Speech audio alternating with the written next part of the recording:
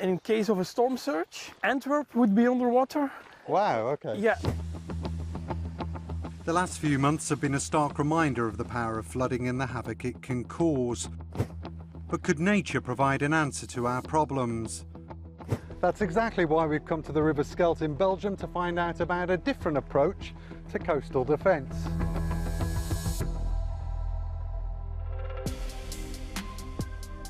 Long on the flooding front line, Flanders doesn't just have to contend with heavy rainfall. Storm surge also poses a deadly risk. How you doing? Today, Elias is showing me why nature is increasingly seen as the solution. When there is a high tide, in combination with a storm on the sea, and if the wind is blowing from the northwest, then it's actually pushing the water into the estuary. So we need protection. What would happen if it wasn't here? It was just the river without any human interference. Large parts of the area, actually quite large parts of Flanders, would come underwater. Without any protection, the damage would be enormous. Flood control areas like this one help protect Antwerp and the wider Scheldt Valley from being overwhelmed during a storm surge. Designed to act as a buffer, they capture excess water and slowly release it back into the river. But flood protection isn't the only benefit.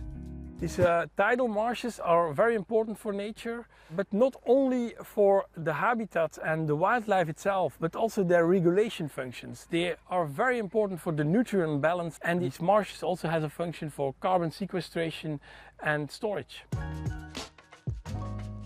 This nature-based solution is just one example of how the changing climate is forcing us to rethink flood protection.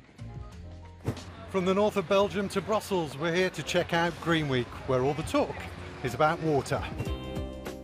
The focus this year was on how to make Europe more water resilient. Let's jump in and join the conversation. Experts think nature could hold the key. Nice to meet you. Yeah, nice to meet you. We thought that technical solutions would solve everything, but we now see that it doesn't work, especially now the climate is changing. Nature-based solutions can help us, for example, keeping water on the roof, keeping water in your gardens, and then on the large scale, we have to give space to rivers, we have to keep the water in the soil. So working with nature then, not against it. When the water doesn't get the room it needs, it will take it, and that would be a disaster.